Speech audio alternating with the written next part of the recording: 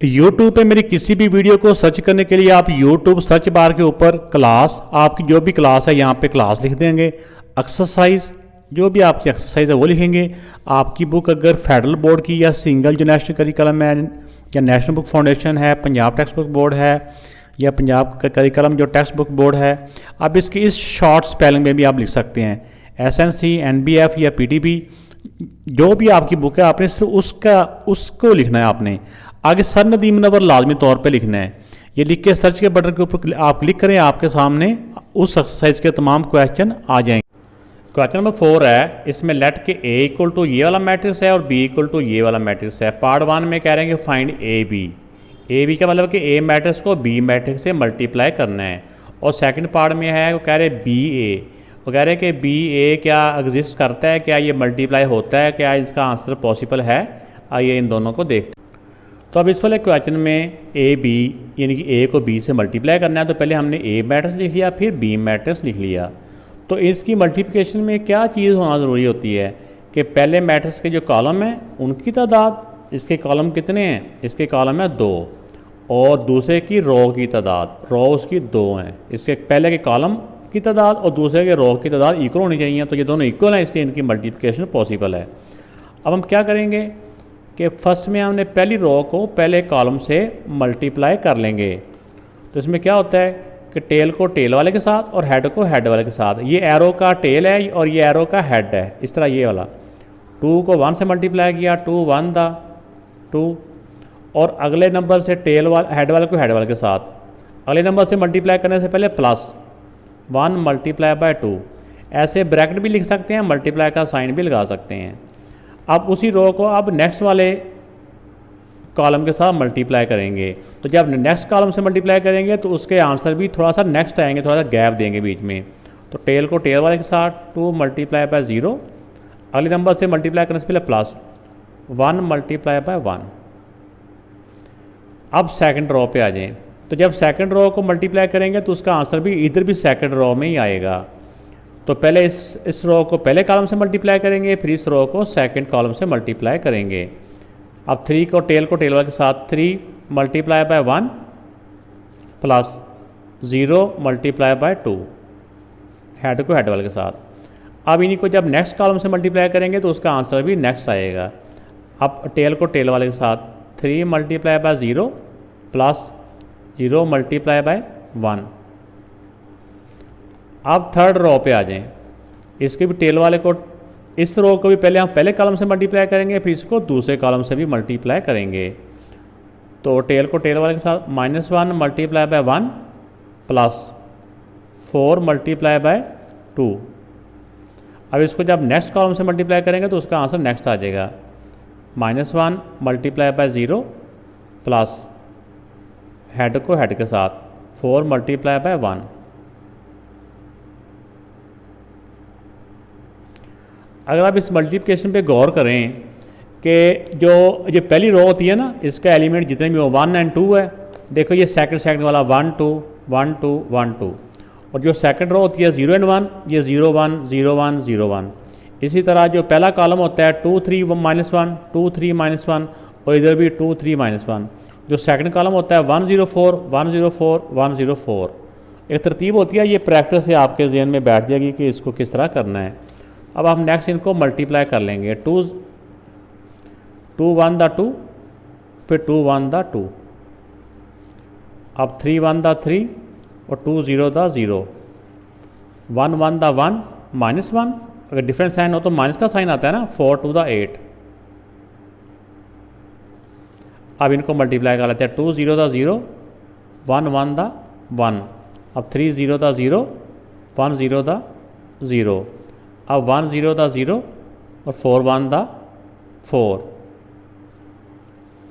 अब इनको हम ऐड कर लेते हैं। सेम साइन तो प्लस होते हैं, 2 1 2 4, 3 and 0 3। ये डिफरेंट साइन हो तो माइनस हो जाते हैं। 4 से 1 माइनस किया 7, और बड़े नंबर का साइन प्लस है, तो अगर अकेला नंबर है तो प्लस लिखना ज़रूरी नहीं है। 1 में 0 प्लस किया 1 ही, 0 में 0 प्लस किया 0 ही, और 4 में 0 प्लस किया तो 4। तो ये बेटा AB का हमारा आंसर आ गया। अब सेकंड पार्ट है उनका कि बी ए मालूम करना है, बी को ए से मल्टीप्लाई करना है। तो अब बी ए के लिए बी हम पहले लिखेंगे, ए मैट्रिक्स बाद में लिखेंगे। तो मल्टीप्लाई का रूल क्या होता है कि जो पहला मैट्रिक्स होता है ना, इसके कॉलम कितने हैं, 2 हैं, और बाद वाले की रोज़, इसकी रोज़ कितनी है, 1 2 3, रोज़ 3 हैं। पहले के कॉलम की तादाद और दूसरे की रोज़ की तादाद आपस में इक्वल होनी चाहिए, लेकिन ये आपस में इक्वल नहीं है, ये 2 है, ये 3 है। तो लिहाजा जो बी ए,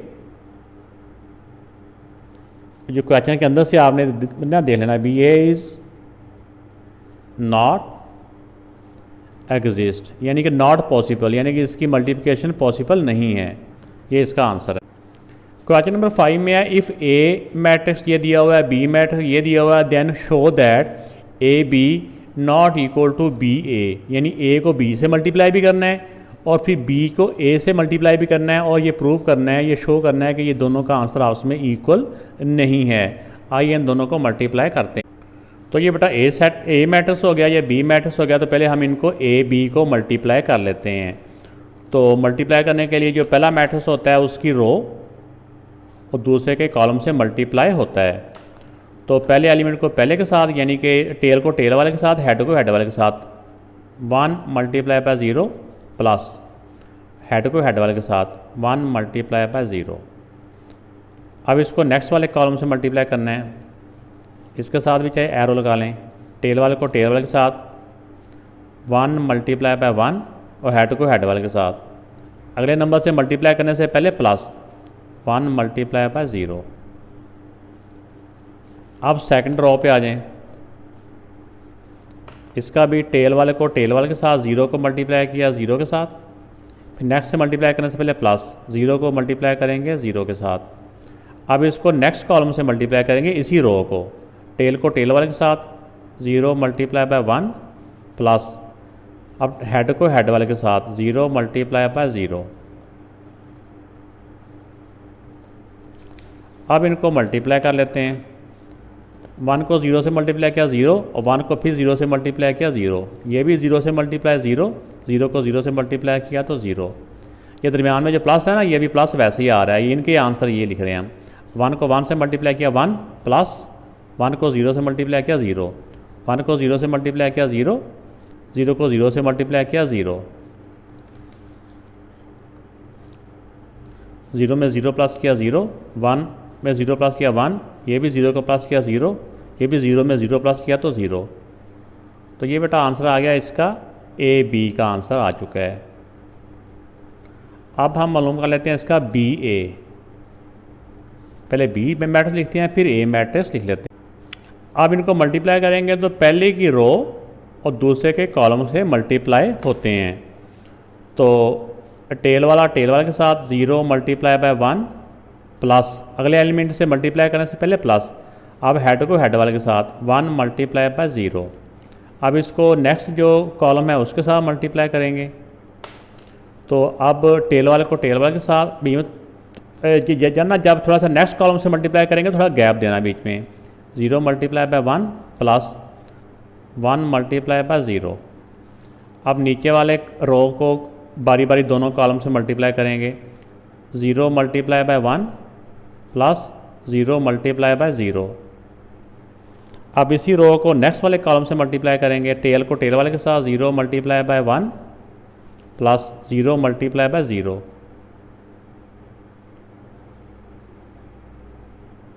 अब इनको मल्टीप्लाई कर लेते हैं, 1 को 0 से मल्टीप्लाई किया 0 प्लस 1 को 0 से मल्टीप्लाई किया 0, ये भी 1 जब 0 से मल्टीप्लाई हो जाएगा 0, ये भी 0 से मल्टीप्लाई हो गया 0, ये भी 0 से मल्टीप्लाई होगा 0, ये भी 0 से मल्टीप्लाई होगा तो 0, 1 0 से मल्टीप्लाई होगा 0 प्लस ये भी जब 0 से मल्टीप्लाई होंगे तो 0।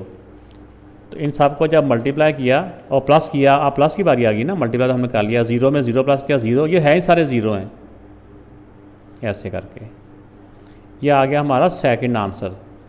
पहला आंसर में देखो कि पहले वाले में सारे 0 नहीं थे, एक 0 था ए बी में, ये अब हमने मालूम किया बी ए।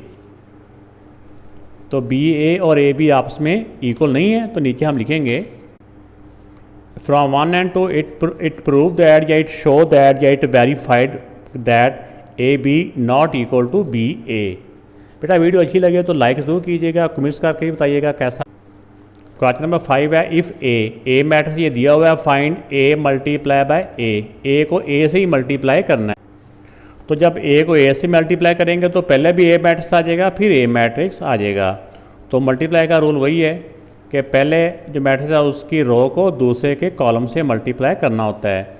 अब टेल को टेल वाले के साथ,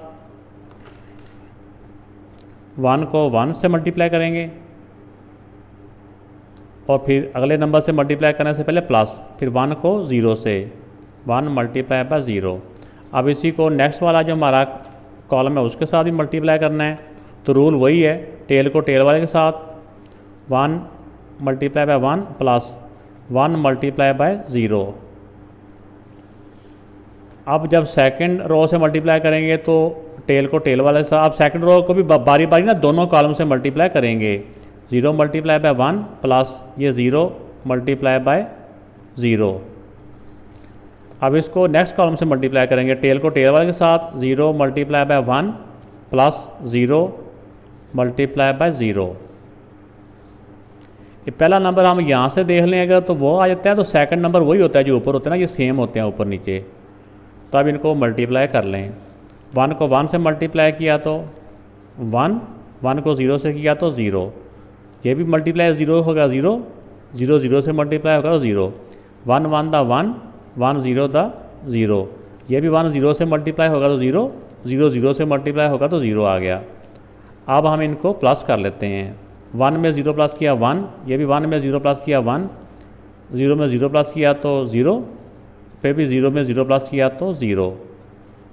तो ये बेटा a मल्टीप्लाई बाय a का ये आंसर आ गया। ये हमने ऊपर ही लिखा था तो ये दोबारा लिखने की ज़रूरत नहीं है। इक्वल का मतलब होता है जो इस तरफ वैल्यू है ना वो एज इट इज़ इस तरफ आ रही है। तो ये बेटा इसका आंसर आ गया।